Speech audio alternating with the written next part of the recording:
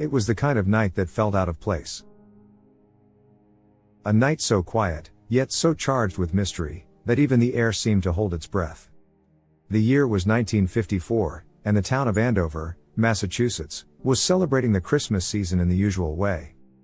People decorated their homes with lights, hung wreaths on doors, and gathered in the town square for the annual Christmas tree lighting. Children ran through the streets with joy in their eyes, laughing and playing in the freshly fallen snow. It was the epitome of a peaceful holiday, until something extraordinary happened, something that would go unnoticed by most, but would change the lives of two people forever. Alice Monroe, a librarian in her mid-30s, stood in the corner of her living room, gazing out of her frosted window. The glow of the Christmas lights from nearby houses bathed her small apartment in a soft, warm light, but her heart was heavy. It wasn't that she disliked Christmas, she loved it, in fact.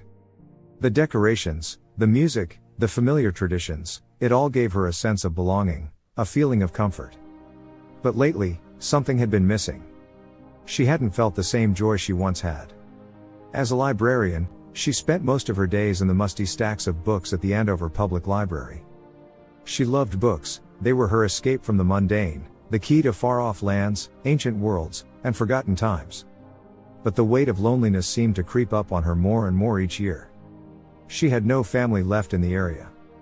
Her parents had passed away when she was young, and her siblings had moved far away. The holiday season, which once brought warmth and excitement, now reminded her of what she had lost. She wished for something more, a spark, a sense of wonder, perhaps even magic. That night, as she watched the snowflakes drift lazily past the window, something caught her eye. Out of the corner of her vision, she noticed a faint flickering light in the distance, near the edge of the woods that bordered the town. It was strange, a single, bright light, moving erratically as if someone were walking with a lantern. The thought intrigued her, though she quickly dismissed it. It's probably just someone out for a walk, she muttered to herself, but still, the flicker of curiosity persisted. She found herself putting on her coat and stepping outside into the cold night air, the crunch of snow underfoot the only sound breaking the silence. The light was still there, shining through the trees, beckoning her to follow. She hesitated for a moment, torn between the comfort of her warm apartment and the pull of the unknown. But something inside her urged her on. She began walking towards the light, her footsteps soft against the snow-covered ground. As Alice ventured further into the woods, the light seemed to grow brighter, almost hypnotic. It wasn't like any lantern she had ever seen, it was too steady, too ethereal. The closer she got, the more the air around her began to hum with a strange energy, as though time itself was bending. She could feel the hair on the back of her neck standing up. A feeling of unease crept into her bones, yet she could not turn back now. She had to know what this was. Suddenly, the light stopped, and Alice found herself standing in a small clearing, bathed in an otherworldly glow. In the center of the clearing stood an ancient stone archway, its surface covered in vines and moss. The light emanated from within the arch, pulsing with a rhythm that matched the beating of her heart. She stepped forward, drawn to it, unable to resist. As she touched the arch, something incredible happened. The ground beneath her feet shifted, and the air around her crackled with energy. She stumbled back, a scream lodged in her throat, but before she could react, a powerful force seemed to wrap around her, pulling her toward the arch.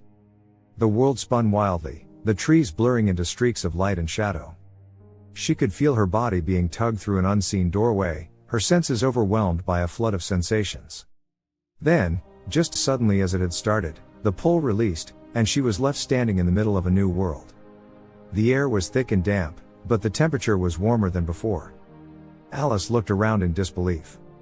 She wasn't in the woods anymore. The familiar trees of Andover had been replaced by towering, exotic plants.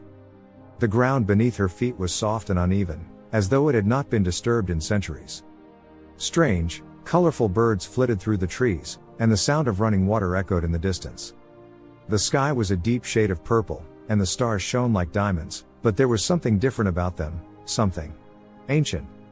She turned back, expecting to see the stone arch behind her, but it was gone. In its place was a vast jungle stretching out in every direction. Alice's heart raced. This couldn't be real. How was this possible? Where had the arch gone? As she stood there, trying to gather her bearings, a voice broke the silence. "You are not from here," the voice said, and Alice whipped around, startled.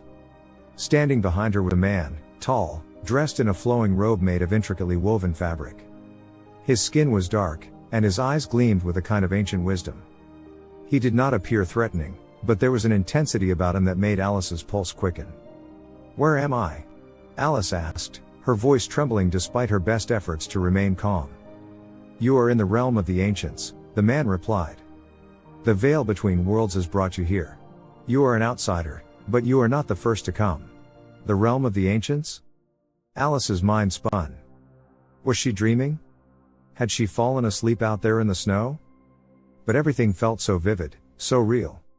The warmth of the air, the strange sounds of the jungle, and the weight of the man's gaze all told her this was no dream. The man introduced himself as Awaken, the guardian of this realm.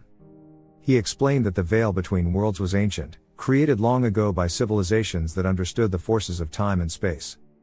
It allowed beings from different realms to cross over, though only under certain conditions.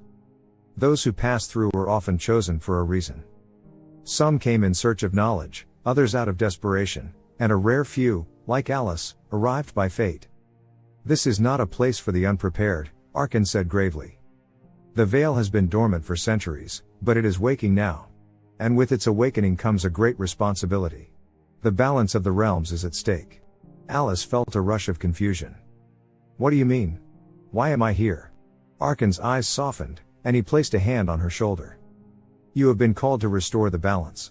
The worlds are on the brink of destruction, and only those who have crossed the veil can intervene." As Awaken spoke, Alice felt a deep sense of dread and awe. The fate of these realms, of countless worlds, rested on her shoulders. She had been chosen for a task that seemed impossibly large, but in that moment, Alice realized that this was the adventure she had always yearned for. This was the spark, the magic, she had been searching for. For what felt like days, Awaken guided Alice through the jungle, teaching her the ancient ways of the realm. She learned about the ancient civilizations that had once ruled this place, about their great wisdom and the forces they had unlocked. Yet with great power came great cost. The veil, while capable of creating connections between realms, was also a delicate thread that could unravel if disturbed. The deeper they traveled, the more Alice understood. There were dark forces at work, forces that sought to tear down the veil and plunge all realms into chaos. These dark beings were ancient entities that had once been sealed away but were now stirring. Alice had been brought here to stop them. Her journey was not just about saving this realm, it was about understanding the connections between all worlds. As Awaken revealed, every world was linked by a vast, invisible web of time and energy. One disrupted thread could unravel the entire fabric. In the end, it wasn't just about saving a world. It was about protecting the delicate balance between all things. Alice realized that her destiny wasn't just to return home, but to act as a guardian, someone who could see beyond the veil and understand the greater truth. When she finally faced the dark forces, armed with the wisdom she had gained, she realized that the greatest power she held was not the strength of her hands, but the clarity of her heart. Alice Monroe, once a lonely librarian in a small town, had found her true purpose. The magic of the ancient realms had awakened her, and with it, she understood her role in the vastness of time and space. She had crossed the veil, and in doing so, had become part of something much larger than herself.